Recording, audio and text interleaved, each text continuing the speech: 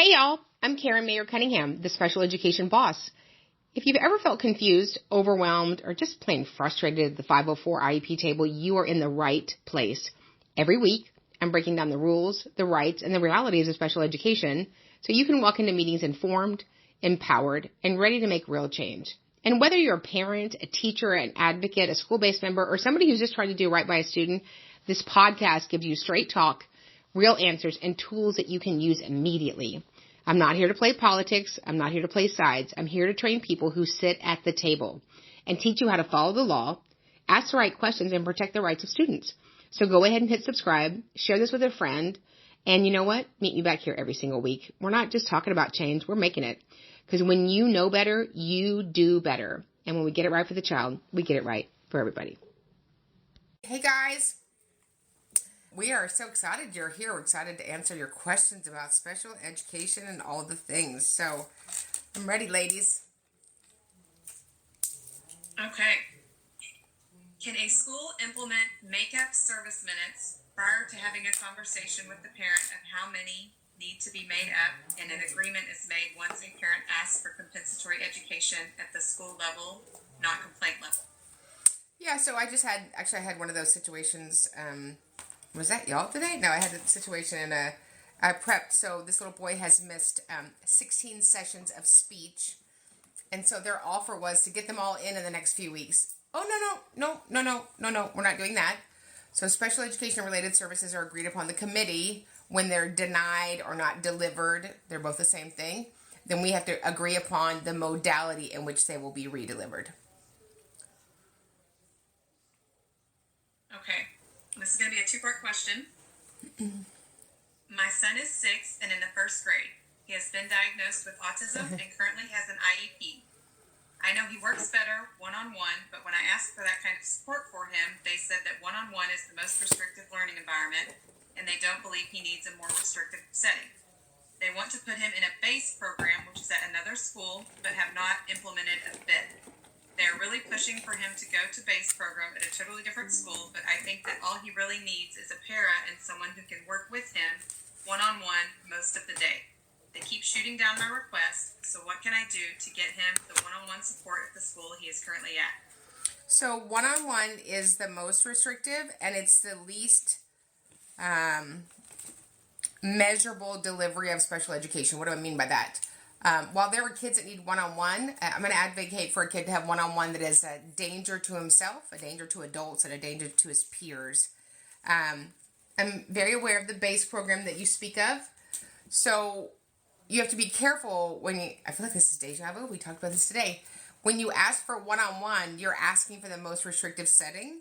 So if they granted that, then they could go straight to life skills. They could go straight to an adaptive behavior unit. So, I'm going to ask for one-on-one when a child needs support, but I'm going to look at fading that support within a couple of grading periods because we cannot measure what's going on with a kiddo with really clear expectations if they have a full-time one-on-one para. So I understand that you don't want the BASE program. I would ask to, go and visit the program, talk to the teachers, how long have they been doing it, what is the intention for inclusion afterwards.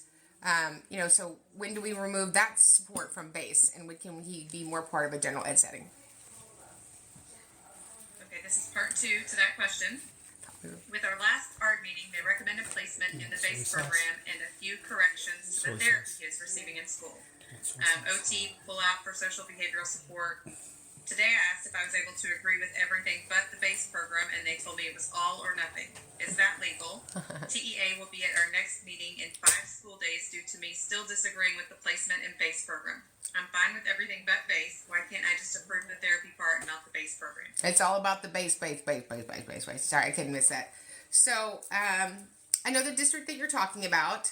BASE is a good program if that's the right setting for your child. And I don't know if it's the right setting for your child because I've not prepped your file or given you a records review.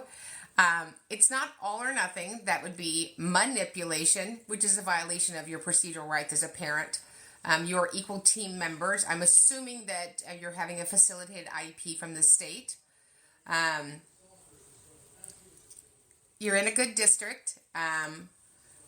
But I think that, one of the things we have to remember about special education, it's very limited, right? So there's really kind of 3 settings. I wish there were 50 settings. They are general ed with accommodations, general ed with support, general ed with an in-class support teacher, in general ed with a para, general ed with a co-teacher. Then we're looking at resource, which is for a number of situations for kiddos that just are not successful in a general ed class and usually are a few years behind academically. Then we're looking to self-contained units, which would be BASE, but usually programs like BASE or PASS or even ASIP, we're looking at delivering that service, right? Teaching that behavioral skill.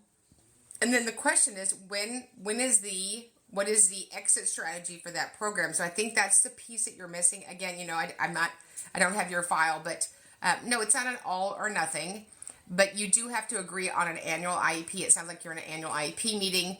So placement is certainly part of that decision. And I just want to expand on this one more time. So let's say you can't agree on it. Let's say in 5 days, it's your first disagree or your second disagree. You have 6 dispute resolution options in America or in Texas. You can file a district grievance. You can file a state complaint. You can file mediation. You can file due process.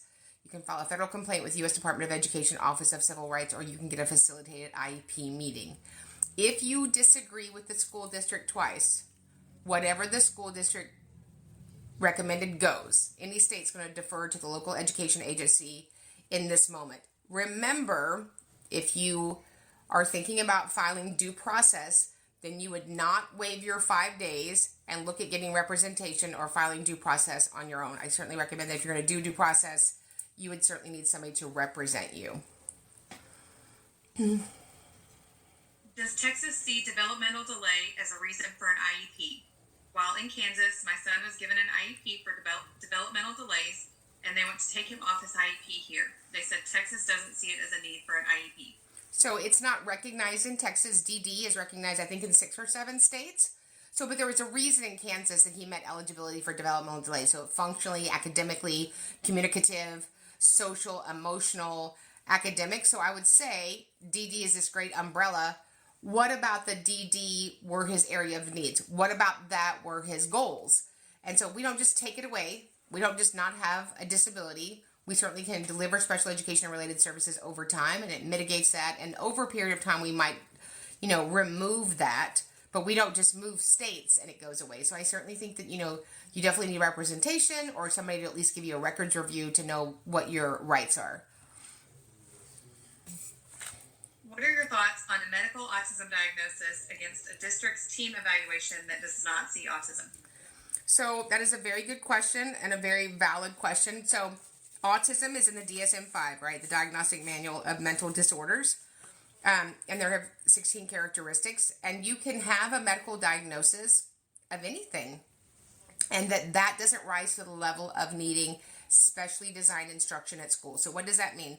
That means I have a medical disability, whatever category it falls in, and the general ed teacher solely cannot educate your child. So then we're looking at, for autism, we're looking at a delay in verbal communication, nonverbal communication, stereotypical behaviors, emotionality. If those don't present to a level above what the general ed teacher can manage, then you wouldn't meet eligibility for a 504 or an IEP. But certainly you want to make sure that somebody, gives you some help. One of the things that I do and my team does is we do a lot of, we don't represent every family that we get, but we give them all a records review so that you can know what's there, what's missing, what our recommendations and next steps would be, even if you don't take an advocate to the meeting. But it's your child's future, so if you can, certainly invest in an advocate. Okay. What are the 7 G's? I always forget. Oh, no, you can't do that, Christina. Alicia, I'm going to need that tattooed on my wrist. So the 7 G's are, I know my girlfriends are going to hold it up on a flash. Yeah, so let me see what they are. Short-term working memory. They're visual processing. They are processing speed. They are fluid reasoning. They are auditory processing, long-term memory, and crystallized intelligence. Did I do it? You did it, Mom. I did it. You would think I would have my 3 kids' names memorized, and my other kids. These are all my other kids, just 7 G's. we are making a cheat sheet for you guys for the 7Gs. Is that right?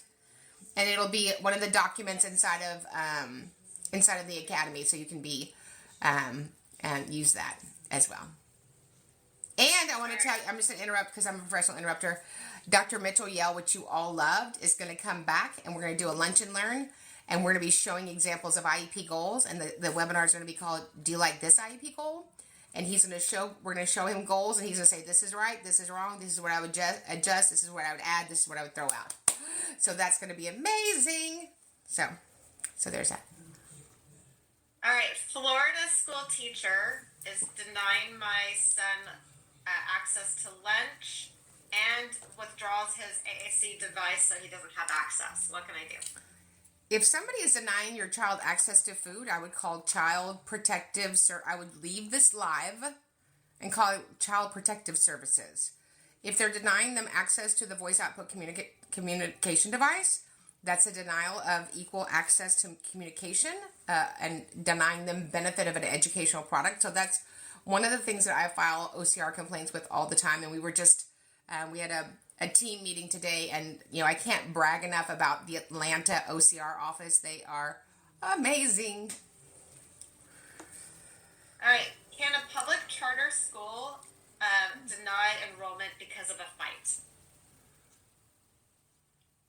I would need more I don't know what that means. Does that mean she had a fight with your cousin over the weekend? You had a fight on the grounds?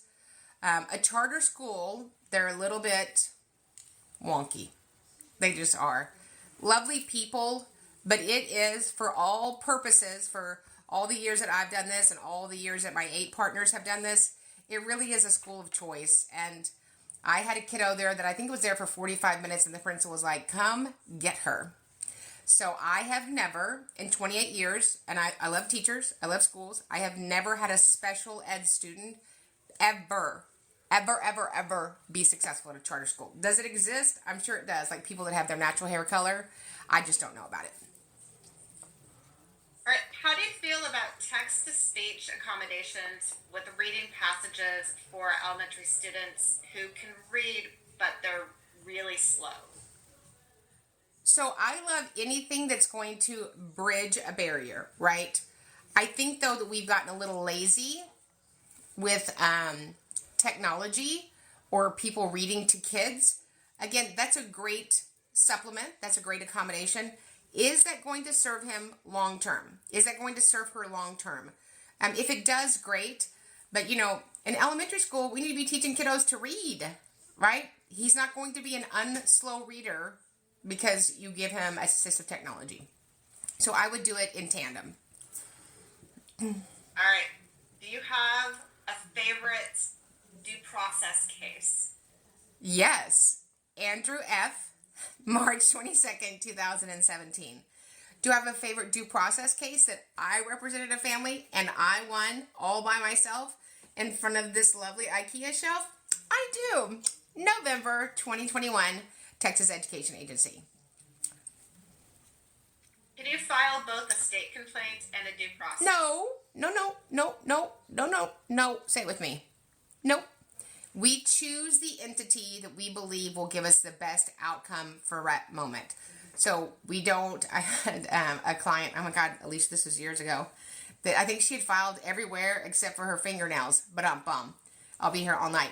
She had filed with the UN, the Marines, the Army. I'm going to have to take a moment. I have to correct these children on the screen over here. We file with one entity. What it asks you is, have you filed this anywhere else? And your answer is going to be no. If I could spray my laptop over here with my immature moderators, I would. You have no idea what it's like. Okay, Shannon, can you keep her screen off? These kids today. Yeah. All right. Can the school district test for ADHD? The school district can test your student formally when you've given them consent and you've been properly notified. So ADHD, you'd have to be provided notice and consent from a social worker, an LPC, or a licensed specialist in school psychology. We have a student who had an FIE and the data shows no pattern of strengths and weaknesses. The student's IQ is 71. Campus is requesting 504. My question is, since the globally low cognitive ability is below average or borderline, could the student qualify as cognitive impairment under 504? So I wouldn't want a 504 for somebody's IQ that was in the 1 percentile. So that child is struggling academically. Let's just agree to that. So the great thing about the federal law was it gave us great liberty. We're not bound by it. It actually gave us great liberty. So 300.111D, which stands for Darlin, says that a child doesn't have to be listed by their eligibility as long as we know as a committee that student is in need of special education related services. And I can vehemently say if your IQ is in the 1%, you're going to need special education. So there's that. Give me just 2 seconds. My Loom Cube is a little low. I've got to make an adjustment, all right? All right, people. Okay, that's much better. You know, me and Mariah Carey, we all know about good lighting and Spanx. But I don't know what's gotten into the children over here. I'm going to have Quinn do a behavior intervention plan for them. You guys are all out of control. Hey. Wait till I tell Travis what y'all did. Can I request that an IEP reflects that a parent must be present if the child is called to the principal's office? My child is high-functioning autistic, and when he is intimidated, he completely shuts down and can't talk. We feel it's not healthy for him to have adults confront him without a support person present. No, not in public school. You know, in public school, they have procedures and protocols, and, I thought my children were the most amazing children in the world, and I thought that, my son that was in special ed, he should have exceptions, and my daughter, who was a National Honor Society student, I thought she should have exceptions, and the baby child, who was a National Honor Society student, I thought he should have exceptions, but schools have to run under policies and procedures, and so that would be inappropriate to put in an IEP. An IEP is an individualized education program so a student can make gains on their identified deficits. We certainly can go into the behavior section and look at his ability to understand the student code of conduct, maybe even put some social skills training around that, and other options instead of going just directly to the office, though. I am a general education para, and my charter school has started asking me and other paras to provide IS push and pull minutes. Oh, no. It's good. There's no pushing or pulling, love. But you already know. Sorry. So she says, I'm wondering if this is allowed. It doesn't feel legal to me. Furthermore, another para was asked just today to provide minutes without even seeing the IEP snapshot. Is there any state, Colorado, or federal law that says gen ed paras cannot provide IS minutes? So paras can provide special education minutes under the guidance and watchful eye after watching the special education provider provide that instruction. So I might have just won. I forgot to tell you, kids. I might have just won a state complaint in TEA. So we are having, Alicia, when are we having our thing where we're training them on state complaints? We're having it soon. I'm going to train all of you to write the most amazing, optimizing, crushing state complaints. Because if you want your state to change, you better file state complaints. So only special educators can provide specially designed instruction. Certainly there's a moment and time and a measure of support that paras can go in and reinforce that, but it doesn't replace the initial specially designed instruction. Parents ask for dyslexia testing. Do they have to test the child, or is it mandatory that I do 4 more weeks of explicit instruction, 4 times a week for 20 minutes each time? I am so overwhelmed and busting my backside with intervention on so many kids right now. No, the we have to do more intervention and testing is, say it with me, it's a lie. I mean, there's other words I could use, but it's a lie. That's like saying you got to do 100 jumping jacks before you can pump gas. It's just made up. It's ridiculous. We're doing that to stop services for kids with disabilities, and it's a complete violation of state and federal law. So the federal law says in January 2011 in the OSEP letter that you cannot use RTI, MTSS, SST, anything to stop testing. So any state that tells you that, they are not telling you the truth. I am curious about a student who is currently identified to receive services but refuses to come to school. Mom will not return calls, answer calls, etc. How many attempts must be made before we can prove the IEP can't be met under the circumstances? Can we revoke services? So the fact that the student is not there recuses you from your requirement to deliver it. I can't deliver an IEP if you are not making your child available to the school. So if they were in the hospital or in a psychiatric unit or in, juvenile detention center, you'd have to go provide the education there. I would, if I was a school-based member, I would offer a letter of consideration for homebound, but you don't get to revoke an IEP. Right.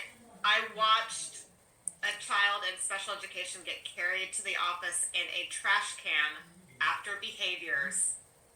What are the next steps for the parent? Child protective services. This is not a special ed issue. This is that child is not protected. We don't put children in containers and move them around the building. I'm saying that as nicely and respectfully as I can. So gross. So gross. Okay. All right. Deep breaths, right? I feel like I need to see Kitty now. I feel like when that happens, we need to let Kitty, the 6-foot iguana, go and get him. Yeah. Yes. Would you recommend a student teacher to go to the IEP meeting with their cooperating teacher? I mean, that'd be a great modality for you to learn. I don't find that a lot of schools allow that, but man, I'm happy for anybody to come to the IEP meeting that has some sense and a heartbeat. And your favorite one, should paras with the student all day long be accounting for all the IEP minutes? Sped teacher is not involved. It's a denial of FAPE. It's a denial of FAPE. So, I like that somebody just said she doesn't know everything. I would like to confirm that is accurate. I do not know everything. I know a lot of things, though. Yes. What should I do if my requests for data sheets are ignored? So I would ask, how do you collect? Well, two questions. So I assume they're ignored because you don't take data. But let's say for argument's sake, you actually did take data. One of the procedural rights for parents are the right to examine and review a student's educational records. If it's had your student's name, their information, their IEP goal, it's not your record. It's not the PT's record. It's not the Braille's record. It's not the principal's record. It's not the UIL record. It's the parent's record. It's their child with a disability. That is a problem, and it's one of those procedural violations that can end up being a substantive problem because you're denying the parent meaningful participation in the IEP process. Have you heard of denying services because a student is too low? I've heard that's one of the many things that we hear. He's too low to help. His language is too impaired to give him speech therapy. There's not really any point. I've done all I can do. I heard that for a 9-year-old. I mean, it's a wrap. I mean, stick a fork in me. No, if we have a child enrolled in school, we have an onus, duty, responsibility to educate them and to provide them a free, appropriate public education. I don't know that. Can the school force ABA services on a child in order to access related services? So ABA is not recognized. It's not a related service under IDEA. Thanks, you guys, for all the love. It's a great product. It's hard to deliver in a public school, but I certainly think we take some strategies from that. But parents give consent for special education and related services. So let's say Quinn's little boy is in 7th grade and he has autism and a speech impairment and ADHD, and Quinn and her husband decide that they no longer wish to receive speech services. Then she revokes consent for speech services. It's by parent consent. If you don't have consent, you can't deliver the special education and or the related or instructional service. So I would revoke consent for ABA services in writing immediately. I mean, I just don't know why that came out so like that. Immediately. Immediately. I think I'm also wondering where Shannon got that shirt and why I don't have one. I'm just saying. I know. Love. Okay. What can I do? I'm in a room with a student that has bit me 3 times, and I'm not getting any support. So I think, and I'm not an educator, God bless educators. If I worked someplace and I was not safe in my job, I would reach out to leadership, and or I believe most states, and correct me if I'm wrong, a lot of you guys are teachers, have unions. So I'm not going to be harmed and no support comes along. All right. And then we have a question. Who is the advocate for the teachers? Who advocates for the majority in gen ed? I would assume your leaders do. I would assume your biggest advocate is your principal. I would assume your biggest advocate is your district appraisal specialist. I would assume your biggest advocate is your district curriculum director. I would assume your biggest advocate is you should be advocated up when you go to work at a school district.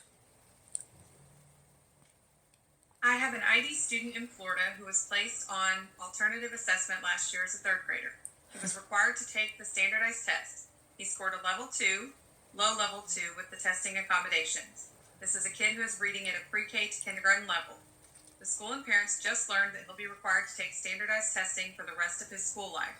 He will no longer receive a specialized curriculum, but he will get grade level material modified to a kindergarten level. The parents would like to file a complaint with the state because the teacher and parents know his behaviors will increase and he will become frustrated with school once again. What are your suggestions for helping the parents? Well, let me just say, I just wanted to say, Linda, are you listening, Linda? Listen to me, Linda. I love Florida. They are a mess. They are a mess. I mean, whoo. So in Florida, we have this thing called access points, which I think is what you're talking about. There's an alternative state assessment in every state. So if he meets criteria for that, then there's that. The state test, respectfully, it's not something that I can argue over or I'm going to file on because it's not part of special education. There's nowhere under the Individuals with Disabilities Education Act that we talk about state testing or 504. So it's not part of an individualized education program. I know parents have very intense and very real opinions that are probably right. I don't know about state testing. I wish that none of my 3 kids had to take state testing, but it is a money-making machine that's probably never going away in my lifetime. So on behalf of all the state testers, I apologize. This is what I tell my kiddos that I advocate for. Just go in there, do your best, and get it done. And, if you try for 2 minutes and turn it back in, then your test is over. That's what I tell parents. It's not a grade, and it doesn't deny a child the ability to earn a diploma or graduate on time.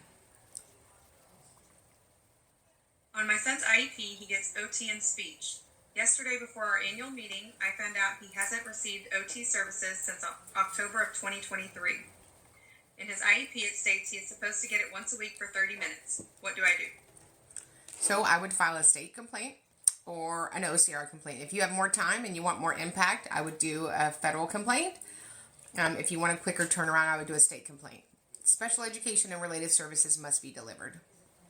I would first, though, ask the school to rectify the situation and provide me a compensatory package. For me, a compensatory package is not minute by minute, but something to compensate for the students, what we say in the law. Relief, a compensatory package is relief provided to the student with a disability that would return them to where they would have been had the violation not occurred. So I would say, hey, Ms. Mayers, you're the special education director. Been notified that my student has missed this related service. Would you like to offer me a compensatory package? And if she says yes, listen to that, negotiate it. If she says no, super, then exercise your procedural right and file a state complaint. What do you do when a school refuses to have an advocate present at a meeting? A local private school has refused a family from inviting their advocate. Well, a local private school is probably not a public school. So if I go into a special education meeting and my parent, Shannon, wants to bring, her volleyball coach, she can bring her. So a parent can invite anybody that they want to support them at the IEP meeting in public and federally funded schools. So I don't know. I assume the private school you're talking about is not federally funded. I am currently a student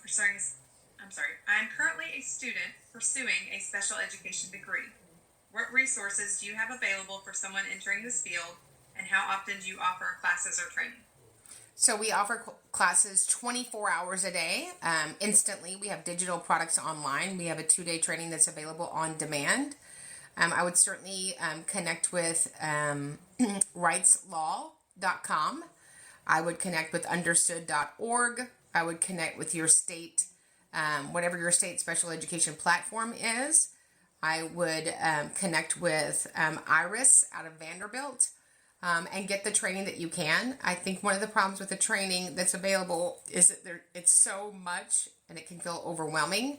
So one of the things that we do really well in Special Education Academy, which is every Tuesday night at 8 p.m., and we're coming up on doing it for 3 years, and we have all hundreds of those hours archived, is that the series that we teach on, which are all under federal law, are in series. And so let's say you already know about LRE, or you already know about behavior, or you already know about an MDR, then you can watch the other series that were more appropriate for you. But first of all, thank you for loving kids, and thank you for teaching our kids. We absolutely love and adore, and will continue to need special educators. I work on an early childhood diagnostics team for a public school. What are your thoughts on draft IEP goals going home 3 days in advance of the eligibility meeting for initial eligibilities for children coming out of early intervention? Is this predetermination?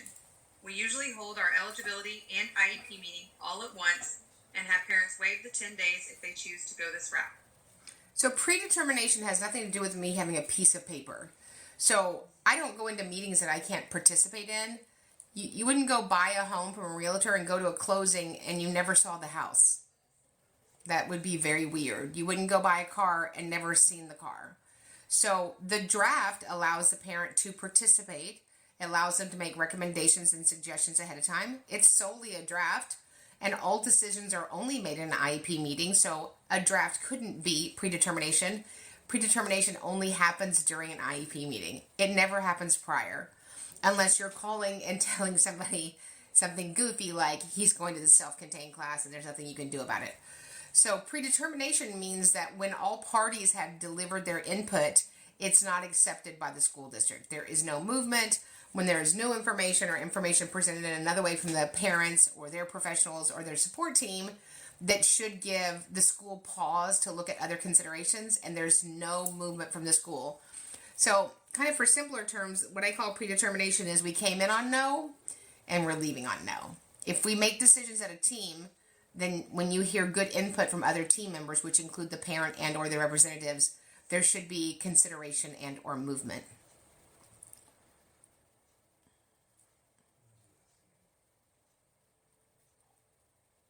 Christina, you're muted. But it sounds good. Whatever she's saying, It was right in my head. she just asked the best question. I'm gonna have to think about it. Okay, how can we, as school admin, advocate to the district for the resources in order to implement these laws with fidelity? It seems so unrealistic. It's actually not unrealistic. If we had the right supports in place, the special education could be delivered with fidelity. You know, obviously one of the issues is how your school district spends its money. The least amount of money they spend on any department is special ed. And so there is, I did a video a few days ago, there's plenty of money in education. Plenty. There's plenty of grant money from the federal government, from foundations, that's never applied for. Never. So we see a lot of grants being written in elementary schools, right? Great teachers write a grant for such and such and such and such. You know, one of the things that admin could do with all of their admin people at the admin building adminning is they should be writing grants for special education funding. But it's a top-down issue. I have amazing school districts with amazing special education directors who love their kiddos.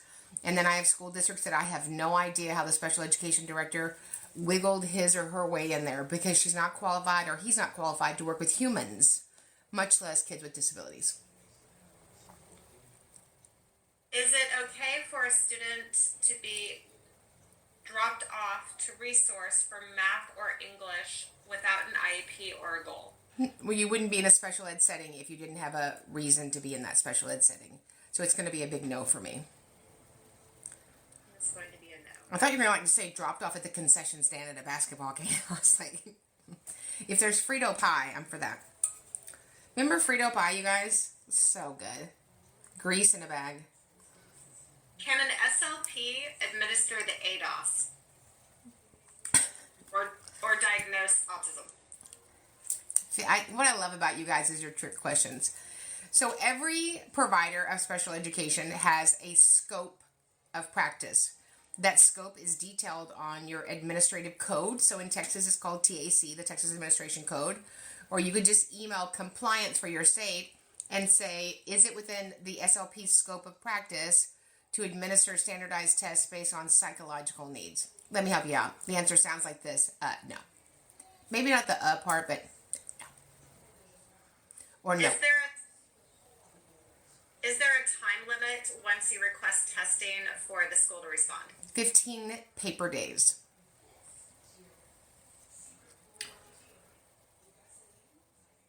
It's the love fest over here. They're battling it out. We're trying to mute and unmute. I need some help finding someone to help advocate for my stepson. He has an IEP and is failing. Was even retained this year and still failing. He is 9 years old, in the second grade. They're talking about pulling him off the track to a diploma, and I don't really feel like that is necessary. I do feel like once his speech is better, he will be able to handle a job at some point in his life. We're in Indiana in a very rural school. Any help or guidance is greatly appreciated. Yeah, God bless Indiana. Both of my great nephews are there, and my goodness. So we don't talk about your graduation when you probably don't have all of your permanent teeth. I mean, talk about predetermination. So we deliver special education and related services, and we work on a 36 instructional week plan. So we plan for a year. So if somebody told me about graduation for my 9-year-old, I would be lighting up the district like Christmas Eve. But you need to reach out to the special education director and say that the members of the IEP team are not helping me be successful. So we need different team members there, either from the district or the campus. I have an autistic student up for her triennial. The psychologist is saying she does not qualify for special education services. She has always done well academically, but she still needs support. This is the first year she has been in general education 100% with consult. Is she still able to receive special education services? What can I do to support the parent and student? So I don't know who told you they don't qualify. If they're in special education, you get out the same way you got in, through testing. We don't just tell people they don't qualify. So if there's no longer an educational need, emotionally, socially, functionally, academically, communicative, all of those things, then you would no longer qualify for an IEP. But you would certainly want the testing and the present levels to tease that out. I'm a mild applied skills teacher. My license is for mild interventions. I was told I would be getting a new student with multiple disabilities, possibly severe. I haven't seen the IEP yet. Administration is saying that they would have a separate TOR, and I would have the student as the instructional strategist. My question is this legit? Can I have the student in my room full-time without having the TOR proving instruction? It seems like some sort of loophole. My classroom is not a self-contained classroom. My room is a revolving door with students coming and going. Any advice would help. I can't seem to locate the information in Article 7. Yeah, so, I mean, you have to provide the student the appropriate educational setting or they're not going to make progress. It doesn't sound like what you described would be an appropriate setting for the student that you described. So I would reach out to leadership and say, I certainly want to be ethical and be able to provide the student a free, appropriate public education. I don't think that my current setting would do that. You made a video one time about don't ask for dyslexia testing, make sure you ask for, and it was a thorough list of evaluations. I can't find the post anywhere. Would you please share that request? Well, of course. Reevaluation is coming up, and she's fighting for her life to advocate for her. Yeah, absolutely. So when we ask for testing, I'm going to ask for testing in all 8 areas. So I'm going to ask for first a formal speech and language evaluation to include pragmatic, if that's an area of need, sociological, right, what's going on outside of the school, medical, physical, a full cognitive evaluation to include all 7 Gs, formal achievement to include reading, writing, math, additionally OE and LC, oral expression and listening comprehension, formal adaptive behavior, a formal psychological evaluation to look at all emotional and or behavior needs and possibly an eligibility, And then number 8, all related instructional services that might benefit the student with the suspected disability. Okay, this person said that they just want to thank you for your content as it helps them be a better administrator as they work to better serve special needs students. Oh, I thank you. frequently share your content with my special education team as we continue to learn and grow. Thank you for your service to educating all of us so we can be our best for our scholars. Oh my gosh. Thank you. I appreciate that. I'm not crying. You're crying. Thank you. We really do love kids. We're being told that we have to use the special education at the campus. That's what they have, and that's it. They wouldn't tell me that. That's it, and that's it. Doesn't fly with me. That's it is not an IDEA. That's it. It's not in your state statute. So I feel like you need to go to the below 5 store and get a pool noodle and bop somebody. I would ask for where is the that's it statute? I've never seen a copy of it. Who do I contact when you learn that your child is not passing the state assessments? I don't know that I would call anybody. I don't care about the state assessment. It means nothing. Absolutely nothing. Nobody has asked me today as a 58-year-old what number I was in my class. Did I have all A's? Did I pass I think I'm so old I took the SAT. I don't know what I took. It was on a covered wagon. Nobody cares about the stupid state test. It's solely a money-making racket, and it's driven teachers out of an amazing vocation called teaching. So I could care less if my kid passes it, masters it, poured an iced tea on top of it, or wadded it up. But however, for your question, so there should be somebody at the state level that oversees state testing, and I would reach out to them. Our elementary school continues to allow general education teachers to leave special education students out of field trips and extracurricular activities. So that's a violation of their civil rights. So you're denying that student to have the benefit from a program or product that's delivered in education. So I would get somebody to help you with an Office of Civil Rights complaint. That's discrimination based on disability. Or just be like me and roll up. She's just kidding. She's rolling up. She rolled up today, and it got loud. I like it. I like it, Picasso. After the first 100 days of school, that's when it's on. That's when they've done had it. You can keep your sweet tarts. Give them their education. Yeah, it's on like Donkey Kong. Exactly. Yes. All right. The entire 3rd grade did a volcano project, except for life skills. Is that allowed since it's self-contained? So, I don't know what the 3rd grade volcano project is. The thing about alternative curriculum is that it is a great modification from the state standard, right? So I don't know that in the self-contained class, the volcano project that you speak of would have been appropriate, but certainly your child should have state standard science around, or social studies, whichever that is, around their education.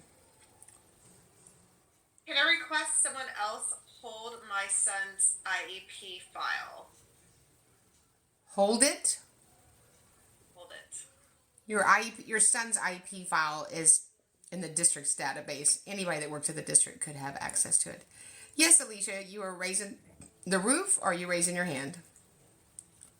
Well, when we were talking about accommodations, I remember that we got an email in, and it was from teachers. Okay. So they wanted a little bit of a clarification between if what they were doing is a modification or an accommodation. Okay. So the student can understand grade level curriculum, and they can do the grade level work, but at a slower pace than their peers. So they're having to pace out their teaching at a slower rate for the student. Would that be an accommodation or a modification? It depends on how much you're pacing, right? So we can have an accommodation up to 50% reduction of the expectation from the student and still fall under an accommodation. You have to look at the accommodations in layers, right? Do I have 10 accommodations? Does he have 42 accommodations? There might be a child that can do ninth grade reading, but they can only do it 20% of the time the other ninth graders could. Well, then that's not really appropriate. What would be appropriate would be to give them something that they could do at the same rate at a more appropriate level. So a lot of times when you have a kiddo that can do grade level content, but you've got to pace it out like that, is you reduce the number of questions or state standards that you're going to test them on. All right, here's a fun one for you. We have an advocate that only requests IEEs and won't let us read the evaluation. What should we do? I assume that you mean you're the school-based members. I think that you're the school-based members. I know those advocates. They are ambulance chasers, and I don't think they're ethical. I only work with people that are ethical. We don't chase ambulances. We don't chase IEEs. We don't chase attorneys. We go in there and advocate for what we believe is fair and appropriate education for students with disabilities. So I'm not a fan of that modality. And I wouldn't have anybody at the meeting tell me what I could or couldn't do as a committee member. So it would be, I'm going to have to stop you right there. Bob, is it Bob? Probably his name's Bob. All right, at what grade would you discuss a student receiving a certification over a diploma? Never. I would never discuss that. I don't know any student in America that couldn't acquire their state standards for credits in a life skills room, in ICU, homebound, or general ed. I would never have that discussion. Is there criteria for OHI, or is it just an umbrella where everything is dumped? Yes and yes to your question. So OHI is very specific. Other health impairment. We had a client. I can't remember if it was a client or one of the advocates she trained. She goes, "My kid's got the OHI." It was hysterical. I was like, "Ma'am, isn't that somebody that's really good at football?" So other health impairment means that you have a medical condition that is acute and is expected to impact the student for a lifetime and may be treated with medicine. So, and then the characteristics of that rise to the level of needing specially designed instruction: diabetes, encopresis, dysautonomia, cancer, epilepsy, seizures, those sorts of things. So, yes, we do see a lot of dumping grounds wherever they're just an other health impairment kiddo. What's important is that there's continuity in the IEP, right? That there's continuity in the IEP. Do the eligibilities match the present levels? Do those tease out the same area of need and the accommodations and the services? And often IEPs there's no connection to anything. My son's 504 says that he is to receive notes and outlines for each subject. Yeah. How can it be enforced? So I'm going to need you to give them those notes and make sure they come home. If they don't come home, then somebody's denying them a free, appropriate public education. You ladies and gentlemen need to remember this. Accommodations are a civil right. And every case that I open on accommodations that I can prove weren't delivered, the investigation is opened and the school's found in non-compliance. So if there's something on the accommodations that the parent can prove because it's evidence as it didn't come home or you can't produce it, that's going to be problematic for the school. The teacher said not to bring the AAC anymore because they are pushing a button and bothering her. Oh, okay. So then we would need another teacher that's not bothered by my student communicating at school. And then add on muffin at the end. Or you could just put a picture of me at the bottom and say, "Do you want to see her? Is that what you want?" And then a little picture of me behind you or her. And we'll say, "We'll meet you behind the ag barn." That's what we'd say in Texas. I don't know what y'all would say. But up north, they'd say, "We meet you behind the hockey field." Or what? Do you have a hockey? I don't know. We're going to meet you at the bayou, baby. At the bayou in Louisiana. We're going to let the good times roll. That's so gross. I had a lady in a meeting, and we have an OCR complaint. She goes, "That talker is really disruptive when I'm trying to teach. Are you also putting duct tape on the other kid's mouth? Like, maybe you shouldn't be in the room with the children."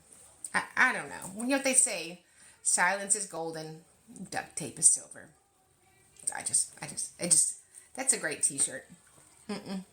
I appreciate you telling me how my child is in the wrong setting. That's for sure. And I would want a new teacher immediately. Amen. All right. Any words of wisdom heading into a MDR meeting tomorrow? Better have your rows and a duck. So, if you are the school, you better have your ducks in a row. You better have the evidence that supports your final recommendation. You better have gone back and looked through his FIE. And you better not say something goofy like, well, he ain't never done that before. He doesn't have to have done that before for that to be a characteristic of his disability. So again, did I say that I love the Atlanta Office of Civil Rights? Yes, I had a child that was treated terribly by a school district. It's not Palm Springs. What is it in Florida? What is it called? Not Palm Springs, but Key West. West Palm Beach. It was West Palm Beach. Yes, Mom's and Daddy. Yeah, and the student was ED, and was cornered in a stairwell by two adults. I don't know who thought that would be a good idea, waiting for security to come, and he pushed past them to run away. And one of the adults was injured, and they said in the meeting that his behavior was a determination of his disability, and they sent him to his living room. What? For 6 weeks. Now, I don't know how long you've been in education. Your living room is not a location for discipline. Am I making this up? I'm not. U.S. Department of Education Office of Civil Rights said that was a violation of his civil rights because he was not delivered special education. So whenever a child is in in-school suspension or out-of-school suspension and they haven't been unenrolled from the school district, you still have to provide them special education. You do, even if you don't want to. What's that mean, ladies and gentlemen? Did you hear that? That was the emoji gun. Fire questions. But wait, this has to be emojis. I know that I'm not seeing any emojis, so I guess Okay. it has. Oh, okay. I saw one. There was one. There was one. Yes. Oh, look. Oh my gosh. I don't even know what those things are. Look at all that. Okay. We got them. We're flying with emojis. All right.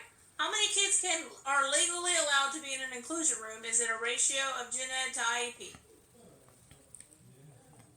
No. You're talking about common sense. That's something that we don't do at public schools.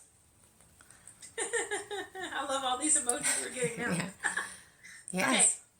Okay. Second grader has selective mutism, and school's not sure what to do to help her. Trying to get her an IEP. Any advice? So, I mean, that's going to fall under a couple of things, right? It's going to fall under a robust speech and language evaluation and therapy. And then I would couple that with a good psychological evaluation to see what that emotionality is that makes that student present that way in school. Oh, look at those little green things. Did y'all see that?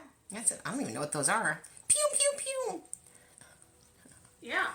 All right. We requested a unique accommodation weeks before the deadline, and the school didn't comply with the request. What's a deadline? I don't know. There's no deadlines in special ed. Okay, perfect. What programs? Nope, not that one. Oh, hey, boss, what's happening in 7 minutes? In 7 minutes, we'll have Special Education Academy. We're in a series of important OSEP letters and letters from the Department of Education and Department of Justice and OSER's Office of Special Education and Rehabilitation. Important letters that you can use to optimize outcomes in IEP meetings. Man, you did that so good. How can they join you? Well, they could just go over there and join. They could go to Special Education Academy. Oh, yeah. I'm sorry. Well, I had to do this last week, Alicia. It was a little drive-through Burger King versus your Ruth Chris, but why don't you tell the people? All right. So what you're going to do is you're going to go to www.specialeducationacademy.com. And at the top of the screen, you're going to see a bunch of tabs with a bunch of good information. You should click on them one day and check them out. But tonight we're going to focus on the training tab. So you're going to click on that. You're going to see our 2 upcoming webinars. Check those out. Get registered. Make sure Yale's coming back. And then, right under that, you're going to see the Academy and the 2-day that we have coming up. All good information, but right now we're going to focus on the Academy. So you're going to click on that. You're going to put in all your information, and right after you figure out what password you're going to use for this account, underneath it, there's going to be a little spot that says, have a coupon code? You're going to click on that, and in all caps, you're going to type TikTok Live. That's T for Timothy, I for Indigo, K for Karen, T for Timothy, O for Oliver, K for Karen, L for Levi, I for Indigo, V for Victory, and E for Elephant, all caps TikTok Live. And you're going to be able to join for 15 days for free. You can cancel at any time or stay for as long as you want. It's $47 a month, and you'll immediately get access to all of our resources that we have available, all of our previous trainings. You'll be added to our email list. You'll be a VIP in the hizzy. And so what? Another thing is, if you need step-by-step visual instructions, after the live is over, you head over to Karen's TikTok page. There's a pinned video at the top that really will walk you through every step on how to sign up and join for the Academy for 15 days for free. If you need any additional assistance, please feel free to email me at advocate@specialeducationacademy.com. All right, let's get to some questions, boss. Yeah, and so just real quick, somebody said, do I work with schools? Yes, we do professional development all over the nation. Because we love schools. We love teachers. They are training the next generation. So absolutely, we are available for that. Always. All right, can my son's parent not take him to the lunchroom and have him eat by himself? He should be with his peers. Yeah, all students should have the right to eat with their peers. Correct. How do they determine if behaviors are based on a disability? A functional behavior assessment. Yes. Should I get a diagnosis for my daughter before asking for an IEP evaluation? I wouldn't waste that money. But I mean, you're certainly welcome to. At the end of the day, the school is still charged with doing their own educational testing. This one just has a bunch of cupcakes, and it says, a kiddo is out of the country for several weeks, but the parent refuses to unenroll. Okay. I have a client like that. And I like the cupcakes, though. I didn't even know that was a thing. Yeah, it is. Oh, no, we did that one. Nope, we did that one. I like when they ask them, like, the same ones, back to back. Mm-hmm. What do you do when you learn your child's sped teacher helped her on her iReady diagnostics? What would I do? Yeah. So I would call iReady. And I've done that. I've called Star Renaissance. You just call the company and go, hey, I've got a kiddo at Make It Up As You Go Independent School District, and I'm looking at her assessments, and it doesn't look like the way she usually presents for testing. And they'll say, what campus at? It's at Yahoo Elementary in Ding Dong School District. Okay, well, let me look it up. Yeah, that's not the way Berkeley usually tests. And in fact, Berkeley usually takes about 22 minutes. This student took 3 and got a perfect score. Yeah, that's not the student taking the test. So I just call the company. Companies are very happy to help you. You know what I love, boss? What? I love that I'm cherry picking questions. It's my favorite thing, actually. Y'all keep talking about it, I'm going to keep cherry picking. Just like Tanya, who said, who let Alicia have sugar? I don't know, Tanya. I am very hyper right now. You're right. Okay. I don't think that's the only thing she had. I'm just saying. Okay. Drive-through daiquiri shops in Louisiana. Okay. Do IEPs affect the potential of enrollment in a charter school? They shouldn't. Yes. But they do. Correct. Okay, and... Oh, okay, wait. That was just a comment, sorry. Same question 17 times. Oh, how do I provide FAPE? That's a general question. You provide FAPE by delivering the IEP in the conformity it was agreed upon. Perfect. And then we'll wrap this one up with this question. How can I get a functional behavior assessment not from the school? Well, the functional behavior assessment is to look at the student in their environment that there's a problem. So, I guess you get a functional behavior assessment at your house. You can get a functional behavior assessment at the daycare. But if you want it in the school, it's going to need to be done by the school-based members or somebody that provides an IEE. Thanks, you guys, for everything. That was going to be our last one, but there's a really good one. Okay. One more. How can I explain an SLD to a parent? So you would just say, We have a child who has their cognition is in the normed and average range, and a specific learning disability is an area of deficit that's unexpected. It's unexpected. We wouldn't expect it with their cognitive profile. That's why it is specific, and it's a learning disability. All right, remember, we get it right for the child, we get it right for everybody. We'll see you guys in the next training.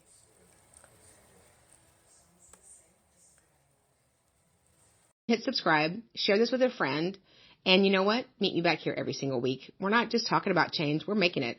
Because when you know better, you do better. And when we get it right for the child, we get it right for everybody.